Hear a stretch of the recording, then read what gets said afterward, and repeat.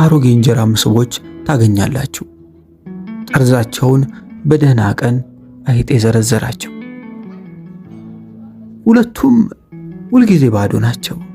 አይጦች ከልጆቻቸው ጋር በእነዚህ መሶቦች አጠገብ ሲያልፉ ለልጆቻቸው እንዲህ እያሉ ታሪክ የሚያወሩላቸው ይመስለኛል። በድሮ ጊዜ በአያቶቻችን ዘመን እነዚህ መሶቦች ውስጥ ተበልቶ የማያልቅ እንጀራ ነበር። የዛሬን ያደርገውና ለስንቱ የአይጥ ሰርግ ድግስ የበቃ ወይ ጊዜ! መሶብም እንደ ዓለማያ ሐይቅ ይደርቃል እንዴ? እናቴ ታዲያ አማኝ ናት። በየሶስት ቀኑ መሶብ ውስጥ የሚቀመጡትን የእንጀራ ላስቲኮች እያጠበች አድርጋ ወደ መሶቡ ትመልሳቸዋለች። በረከት ሲመጣ አዋጅ አያስነግርም፣ ድንገት ከተፍ ቢል ተዘጋጅተን መጠበቁ ደግ ነው ትላለች። ይህን መራር ስብከቷን አልወደው፣ ግን ትንቢቷ ሰመረ። እናቴ ነብይ ነበረች። ድሃ ነብይ በቤቷ አይከበርም። እናትም ብትሆን አከበርናትም አላከበርናትም ትንቢቷ ሰመረና በረከት እንደ መብረቅ ወረደብን። ምን አባቴ ልበል ታዲያ? በ6 ወር ውስጥ መካከለኛ ገቢ ካላቸው ጎረቤቶች ተርታ ተሰለፍን። ጎረቤቱ ጉድ ብሎ ሳያባራ በዓመቱ ምን የመሰለ ቤት ሰራን። ባለ 5 ክፍል፣ ዙሪያውን በግንብ የታጠረ። አጥሩ ሰው እንዳይመጣብን ሳይሆን በለመደ እግራችን ልንቀላውጥ እንዳንሄድ ራሳችንን ከነበረ ልማዳችን መከላከያ ይመስለኛል። በተለይ ገና ሀብታም እንደሆንን አካባቢ አኗኗሩን እንላመደው ብለን ተቸገር ነበር። እንግዲህ የዚህ ድንገተኛ ለውጥ ምክንያት እህቴ ፈረንጅ ማግባቷ ነበር። ደግ ፈረንጅ! እንዴት እንዳገባችሁ፣ ይቅርታ እንዴት እንዳገባት ላውራችሁ። ከትምህርት ቤት እየመጣች ልክ ኡስማን ሱቅ አካባቢ ስትደርስ ፈረንጁ መኪናውን ፉጭጭ አድርጎ አቆመና ኦ ማይ ጋድ በማለት የእህቴን ውበት አደነቀ። በበኩሌ የእህቴ ውበት የፈረንጅ መኪና ማስቆም ቀርቶ የራሷን ሳንቲም ሆጭ አድርጋ ከፍላ የምትሳፈርበት ታክሲ እንኳን እጇን ብትሰረጋ የሚቆምላት አይመስለኝም ነበር።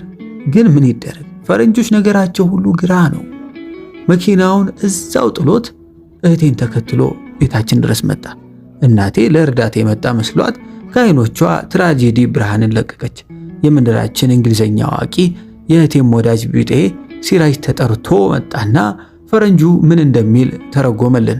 እሷን ማግባት እፈልጋለሁ ነው የሚለው አለ ቅር ብሎት ወደ እህቴ እየጠቆመ። እናቴ ባለማመን ማንን? እጅጋየውን አለች። እህቴ እጅጋየው ነው ስሟ።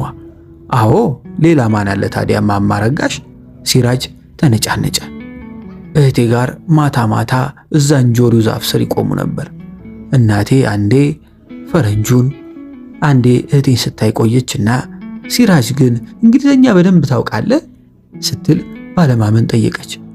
ፈረንጁ ግን ወደ እህቴ እየጠቆመ በተኮላተፈ አማርኛ ኮንጆ ኮንጆ በማለት ይሄ ሰው አምርሯል አለች እናቴ። ያው ጉዳዩ የፈጀውን ጊዜ ፈጅቶ በአንድ ወር ውስጥ ተጋቡ። ይህ ፈረንጅ ይቅርታ የእህቴ ባለቤት ታዋቂ ታሪክ ተመራማሪም ነበር። ይህን የሰማው ቀን እህቴ ከመክሳቱ የተነሳ ሉሲን መስላው ይሆን ብዬ አሰብኩ። ወይስ እህቴን ምስኪን ፒተር ማንትስ ምናምን አስነካቸው? ከተማውን የሞሉት ቆነጃጅት ሁሉ ፒተርን ሲያዩ ተበድረው የሚስቁ፣ መቀመጫቸውን እንደ ባንዲራ የሚያውለበልቡ፣ እንደ አቦ ሸማኔ ሽንጣቸውን እየመዘዙ አማላይ ሊሆኑ የሚደክሙ ስለምን ላይ ነው አልሞሉም? ግዴላችሁም፣ ይህ ፒተር ጤነኛ አይደለም። ገዳይ ዘመን የሌለው አጽም ሲያገላብጥ፣ ተዘግቶ የኖረ ዋሻ ሲበረብር አንዳች ነገር ተጣልቶታል። አንዲት የከርዳዳ ጸጉር ቱማታ አዳማ ድረስ የሚሰማ በመረገጥ ብዛት ሶሉ ተረከዙ ላይ የተሸነቆረ ነጠላ ጫማ የምትጎትት ሴት በልዕልት ሂሳብ የሚያሳይ ሰይጣነ መነጽር አይኑ ላይ የለጠፈበት ነገር አለ እንጂ እህቴ ላይ እንዲህ ሙጭጭ ባላለ።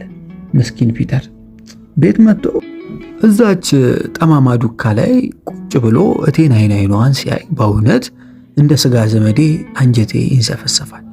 እንግዲህ ፈረንጅ እህቴን ጠቅልሎ ከመውሰዱ በፊት ትምህርቷን እንድትጨርስ ተብሎ ለ2 ዓመት እዚሁ ተቀመጠ። ፒተር ታዲያ በየ6 ወሩ እየመጣ ቤታችንን ጥምቀት ከማድረጉ በላይ ይሄን $1 ልኬ ልሞት አለ። ይልካል፣ ይመነዝራል፣ ይልካል፣ ይመነዝራል። ወላ በጥቁሩ ወላ በነጭ ገበያ እየተመነዘረ ዓለማችንን አየን።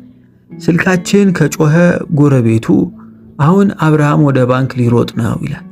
ቤታችን እግር የጣለው ሰው ሁሉ በሞቴ አፈር ስሆን ተብሎ ተጋብዞ ነው የሚሄደው።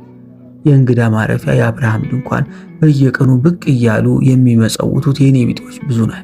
አንዳንዶቹማ ደንበኛ ከመሆናቸው ብዛት ስለመብርሃን አይሉ የግቢያችንን በር ያንኳኳሉ። በቃ በልተው ጠጥተው ይሄዳሉ። እንደውም አንዱ የኔ ቢጤ መመጽወቱን መብት አድርጎት ምነው ዛሬ ጨውን አሳነሳችሁት ብሎ አስቆ